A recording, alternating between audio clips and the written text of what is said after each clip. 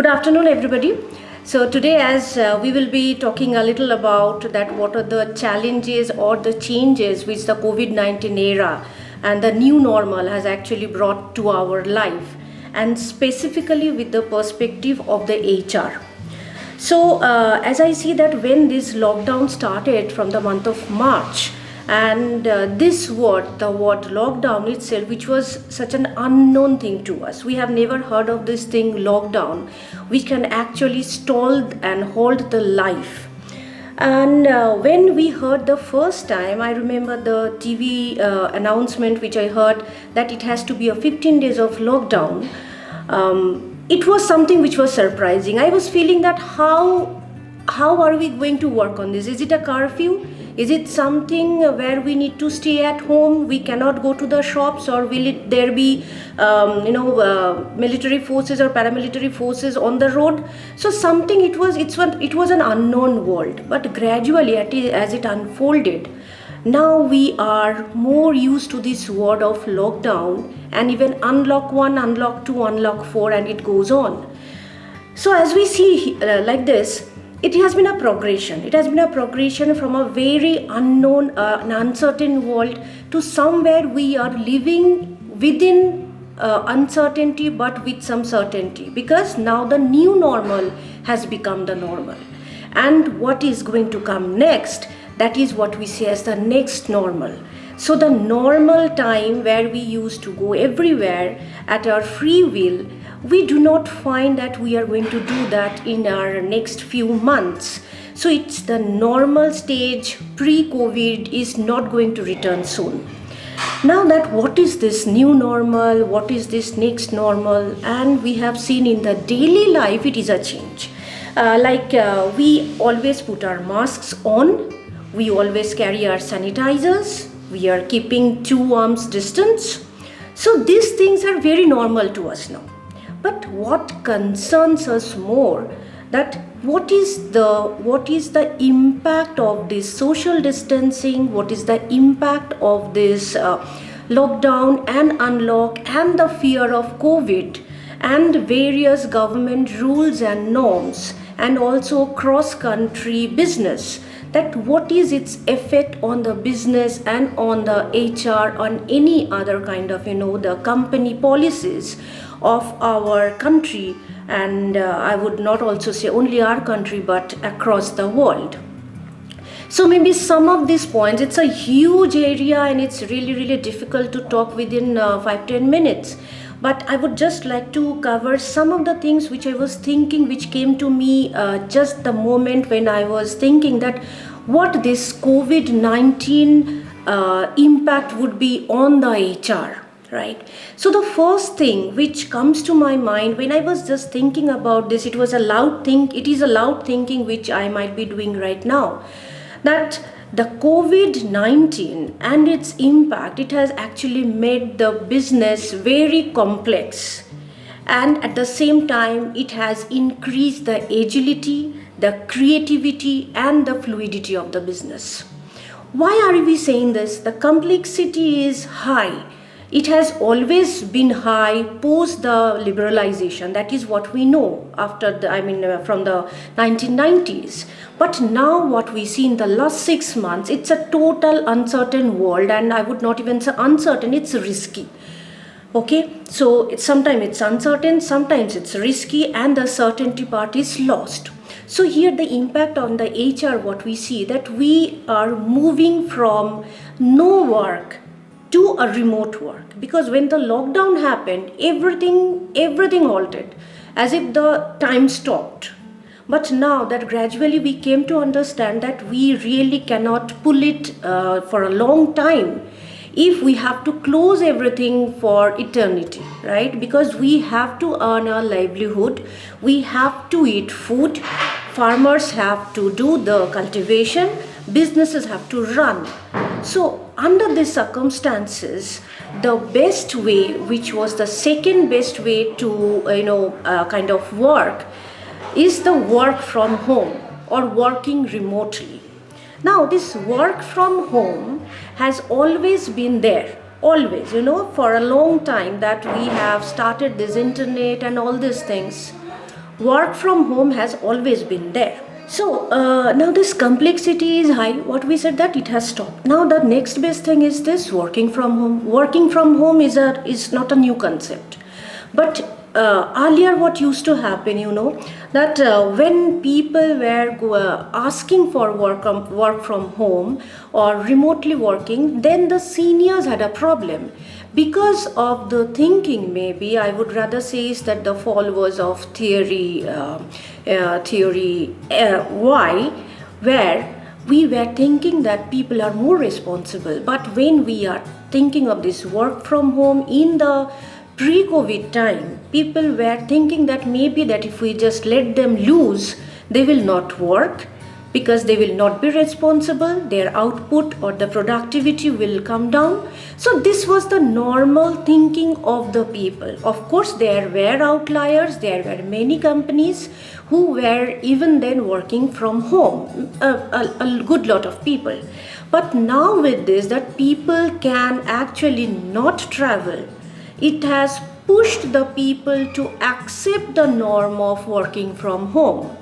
So working from home is very normal now, and we are, even by orders, we are also asked to stay at home unless at all required. We are not going to the office, even though we are staying within the campus. So it is the accepted norm, and it has been accepted world across, right? Now, sitting even here in Kashipur, if I really need to have a guest lecture for a class, then I can actually ask anybody across the world to take a webinar. And this thing which I have also done for a class. So there was a speaker who was sitting in United Kingdom, and he has addressed the class. So this thing, I will not say that it was not possible earlier, but we have never thought like this. Then the management development programs which we host, it is also changing. It is, online programs are happening, online trainings are happening. So the first and the few changes which the organizations have to support in the coming years, I would be focusing on them now. Maybe, which I said that more of technological dependence, this would actually have to increase the infrastructure for supporting the technological dependence. Recruitment is a challenge. Now, why recruitment is a challenge? Because we are going through a time where the businesses are not expanding. So saying this, then I have to again say one more thing, that this is not a blanket statement, because when we are saying the businesses are not expanding, it is not generalized across all businesses. Because if I see really, yes, some of the businesses are not expanding. Real estate is not expanding. But what about those businesses like, app developments? What is that business like providing the OTTs or other platforms like, through which we always conduct our online classes and online interaction? These businesses are booming. There might be a bubble burst, we don't know, but it's a big thing now. It's a big time. It's increasing. So there are opportunities, and whenever we see that there are some challenges, of course, with those challenges, opportunities would come. So these are some of the opportunities, the businesses which are increasing, and what we may do is recruitment. Though we say it's tough, but it is in some of the sectors it's booming. So all these things and the interaction online is very different what we do on face to face.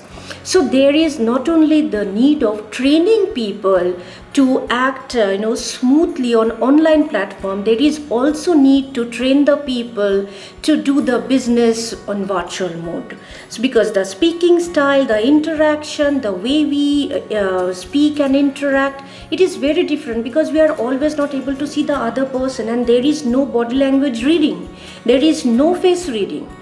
So we have to also understand, and maybe we can say that emotional intelligence needs to be all-time high this time when we are doing business online. Then the next is how we are doing this onboarding. So online interview is something which we are very accustomed already now. So we will be doing this online, and the positives of this, again, I would say, reducing a lot of cost, lots actually, on the travel. Then we have reduced the overhead charges, Many of the offices have not rented their places for the last 4 5 months, and they have, as I just already said, they are thinking of doing the business virtually. So and also the people who are coming to the office at 50% capacity, they are also reducing their overhead charge, the overhead charge of maybe electricity, of ACs running, of the coffees and tea and snacks provided. So all these things are reducing. And at one point of time, I remember I used to sometimes discuss that some of the organizations, they have started with 4 days of working days. So pre-COVID era. So that means 3 weekdays, 3 days in the weekend and 4 working days. And what it was seen that it was actually increasing the productivity of the employees. So now what we see that people are working virtually, remotely. So the expectation, of course, would be to increase, they would be increasing their productivity. But again, there is a catch. The catch is, how do we monitor if you are working or not? Because now, if we talk really an attendance policy, I really don't know what exactly we can have in place, right? If you're just saying that be online, then somebody can just be online. And I can't ensure if the person is listening. I can't understand if the person is really working. So this is my personal opinion though, that maybe we need to have a holistic culture to develop the culture in that way, that we do not need to monitor people. Right? We have to depend on their integrity, we have to depend on their commitment to work, and maybe the output can be a good measure of the person's performance. Let's forget about the day-to-day attendance, let's forget about the day-to-day interaction and measuring each person's performance on that basis. And if we can actually shift ourselves of the performance management in a more holistic manner and depending on the person and believing that he or she is responsible and believing that he or she would do the work for his or her own interest, I think that's the best way. One problem which comes to my mind right now is, since we are not working in a physical place now, and people are not physically, or I would say not interacting face to face, the problem is that there may be a difficulty in understanding each other, a difficulty of expressing, communicating. Because I am working with someone whom I have not seen, whom I have just talked over the phone or over the video call, and maybe that's kind of I would say it's inanimate, right? Something which has this lack of life. So we have to be very careful in how we are trying to engage people under these circumstances. So again here, culture needs to be very strong, the culture needs to be embedded, and the organization actually has to work for a holistic culture building where there will be mutual trust and cooperation across.